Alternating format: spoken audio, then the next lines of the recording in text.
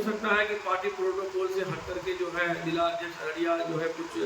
बयानबाजी की होंगी। हमको इसकी जो है पूर्ण रूप से जानकारी नहीं है और इसकी हम जानकारी साझा करने की कोशिश कर रहे हैं। अगर इसमें जो मुकम्मल कोई जानकारी अगर हमें मिलेगी तो हम आपको ज़रूर इसमें बताएंगे। लेकिन जहाँ तक रहा रहमत भाई जो हमारे पूर्व जिला अध्यक्ष है उसको हटाने का, और पार्टी आला कमान ने जो फैसला लिया है उनसे भी हमने बात नहीं किया है। उनसे हम बात करेंगे तब पता लगेगा कि क्यों उसको हटाया गया, क्या उनके ऊपर आरोप था और किस तरह का मतलब मामला है। जब तक बैठे, क्योंकि हमारे जो सदर बिहार है वो अभी मौजूद है नहीं, वो जब आएंगे हमारे क्षेत्र में बिहार में, क्योंकि वो बिहार से बाहर है, तब उनसे बातचीत होगी, तब इसमें पता लगेगा कि वाकई में मामला क्या है। उनकी तरफ से शायद के इशारे से इल्ज़ाम लगाया जा रहा है कि इश्तियाक भाई और आदिल हसन साहब इन दोनों के द्वारा उन्हें पार्टी से निकाला गया है। और वीडियो के ज़रिए उन्होंने बताया भी है, अभी तक उन्होंने सदर साहब या बैरिस्टर साहब के बारे में एक लफ्ज़ भी नहीं बोला है उनकी। देखिए, इससे साफ जाहिर होता है कि जो रहमत हुसैन जिला अध्यक्ष अररिया पूर्व जो है, कहीं ना कहीं पार्टी के साथ में अपनी सहानुभूति रखते हैं। उनको अब्दुल ईमान साहब या बैरिस्टर अजीजुद्दीन अवैसी साहब की कद्र है और हम सबको कद्र है। और जाहिर सी बात है कि उनके द्वारा जो ये दो लोगों पे आरोप लगाया गया है, अब ये आरोप कितना सही है और ये तो रहमत हुसैन ही बता पाएंगे, और जो हमारे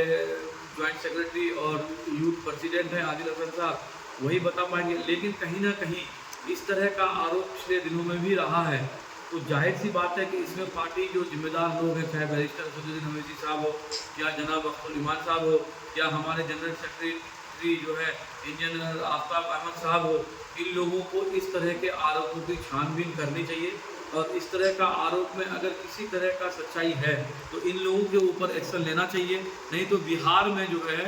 पार्टी जो है जिस उरूज के साथ उठी है, कहीं ना कहीं उसी तरीके से कहीं गिर न जाए, इसका हम लोगों को अंदेशा भी है। हम लोग चाहेंगे कि ऐसे आरोप अगर लग रहे हैं तो ये वाकई में सही आरोप है या फिर ये बेबुनियाद तरीके से आरोप लगाए जा रहे हैं। इसमें इंक्वायरी बैठनी चाहिए और इस पर इंक्वायरी सख्त तरीके से इंक्वायरी होनी चाहिए, क्योंकि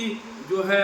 2020 के इलेक्शन में भी जो है आदिल हसन आज़ाद साहब के ऊपर इस तरह का आरोप लगा था। लेकिन कहीं ना कहीं इस तरह का आरोप जो अगर लग रहा है तो ये पार्टी आला कमान की जिम्मेदारी है कि इस पर संज्ञान लें और इन पे इंक्वायरी बैठाएं कि किस हद तक इस तरह का आरोप सही है, और सही ना है तो कम से कम इस पर खंडन करके अपना प्रतिक्रिया दें कि इस तरह का जो आरोप लगाया गया है रहमत अली के द्वारा ये बेबुनियाद है, गलत है। और अगर आरोप है तो वो साबित करें और इस तरह के लोगों को पार्टी से हटाएं, क्योंकि अगर इस तरह के लोग अगर पार्टी में रहेंगे तो जाहिर सी बात है, अगर आरोप लग रहा है और आरोप सिद्ध हो जाता है तो इस तरह के लोग अगर पार्टी में बने रहेंगे तो ये आने वाले वक्त में पार्टी के लिए बहुत बड़ा खतरा होगा, जो कि पार्टी के आला कमान कभी नहीं चाहेंगे कि हमारी पार्टी बिहार में किसी तरह का कोई खतरा मोल ले। तो हमने देखा है बहुत ऐसे वीडियोस में कि अगर किसी पार्टी के कोई बड़े जिम्मेदार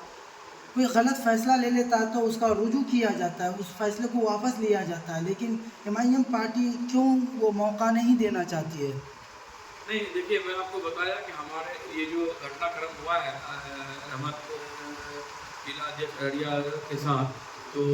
आपको भी इस चीज़ का जानकारी है कि हमारा जो बिहार सदर है वो अभी बिहार में मौजूद नहीं है। तो जाहिर सी बात है, जब बिहार में मौजूद नहीं है तो उनके द्वारा किसी तरह का कोई प्रतिक्रिया अभी तक सोशल मीडिया के द्वारा नहीं आने का मतलब है कि वो भी अपने स्तर से कुछ जांच की संभावना रखते होंगे, इसीलिए अभी तक सोशल मीडिया में उनका किसी तरह का कोई आया नहीं है। और जाहिर सी बात है कि वो अभी कुछ ही दिनों में बिहार पधार रहे हैं, तो उनके बाद जो है उनके पास आप लोग खुद ही पहुँचेंगे और सोशल मीडिया के द्वारा जो है आप लोग को उनके द्वारा बयान मिलेगा कि आखिर रहमत हुसैन साहब के साथ जो इस तरह का घटना हुआ है तो ये घटना किस तरह का सही है। उनके द्वारा जो आरोप लगाया गया है पार्टी के कुछ ओहदेदारों के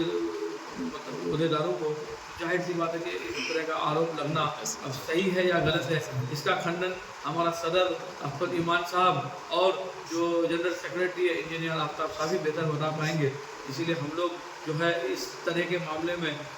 जो है टिप्पणी कर भी नहीं सकते हैं, और ये हमारे दायरे से बाहर की चीज़ है, क्योंकि हम जिला अध्यक्ष खुद है और जिला अध्यक्ष के अंतर्गत ये